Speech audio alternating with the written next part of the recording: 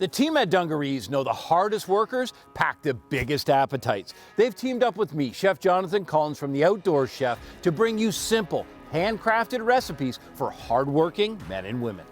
Whether you're hosting the big game or cooking for an entire campsite, maybe you're cooking something that you've recently hunted or firing up the barbecue in the backyard, we've got recipes that hungry people will love to cook and eat. Getting outdoors, away from the craziness of the modern world, can do wonders for your soul. My favorite part of camping is the campfire and the conversations that happen around it. It's all about food and it's all about family. Today's campsite recipe is not only simple and delicious, but it'll make your fellow campers forget they're miles from a kitchen.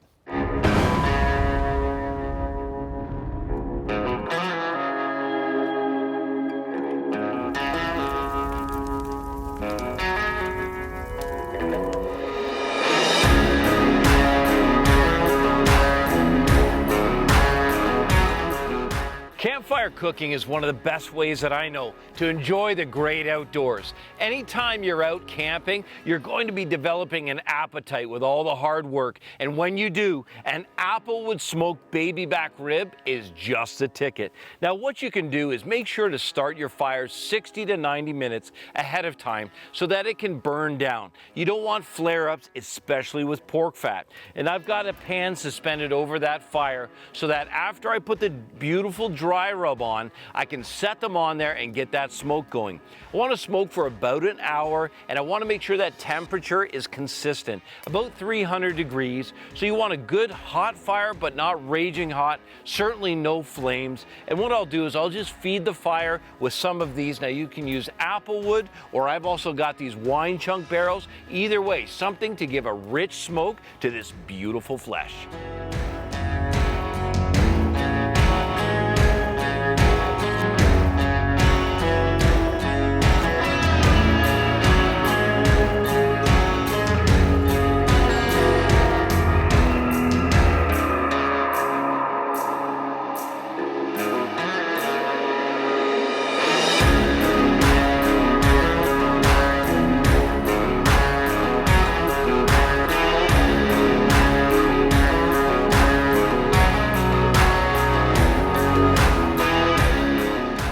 Now these spices are an absolute explosion of flavor, and I often grind fresh spices before I go camping so that I've got something that's this incredible. Now, all you do at this point is take these spices and start to spread them on. I always do it somewhere where I'm not gonna get it all over the place, but I wanna do it near the fire.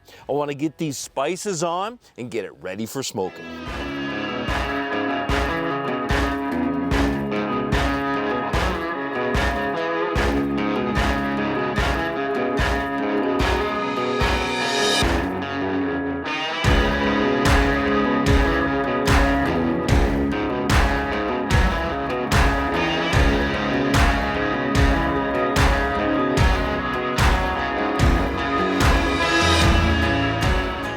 After about 60 minutes, the pork ribs, they start to tell you a story. If you have a quick look at them, you can see that they begin to shrink off the bone. And you see all that beautiful color? Well, that's from the smoke. Now, I've continued to put little pieces. I had some nice applewood, so I actually put that raw applewood in there, just slightly dry, getting this constant smoke. Now, what you can do, you might think to yourself, what do I do if I want to do 6 or 7 of these ribs? With something like this that I've rigged up, you can literally go vertical with the ribs and then just take a green stick, something that's about 1 inch in diameter, and put 2 at either side as you rack them up. That way the smoke can get through and the heat can get through, but you'll get a really nice even smoke. The last thing I have to show you is this. So if you want to be able to control the temperature, what I've got is I've got a chain, and so if I want to bring that up, let's say that fire gets a little hot, I can bring that up a link, and I've still got complete control, and giving it a spin every now and then is helpful too. But this is a great way to control the temperature, control the amount of smoke, and get them ready for the next stage, which is braising in their own beautiful fat.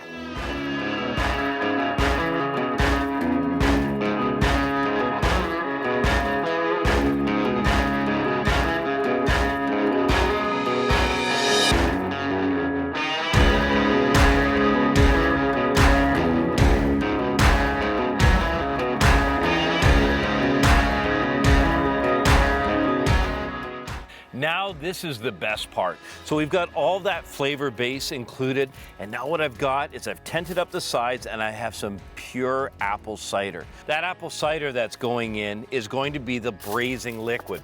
So not only is it going to concentrate and reduce, it actually becomes part of that barbecue sauce. Then I've got a little bit of brandy as well. This is optional, but for me, I love the flavor.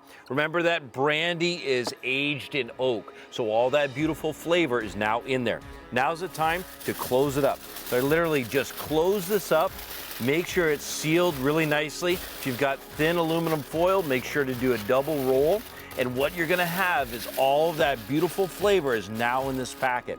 This is gonna go back to the fire and just sit there and braise for about an hour and a half to 2 hours, or until that's fall apart delicious. Smoking at your campfire will never be easier, and this is a recipe that can lead to so many more. I want to show you the results and what braising does. So you can see that those bones, the meat has shrunk up on those bones even further. Now let's have a look at what the finish looks like. Oh my goodness.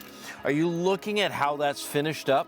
So all of that meat is now tender, it's beautifully seasoned, and I've got all of that sauce to be able to use as a mop and serve over top of these applewood smoked ribs. This is gonna be a hit at your camp this season.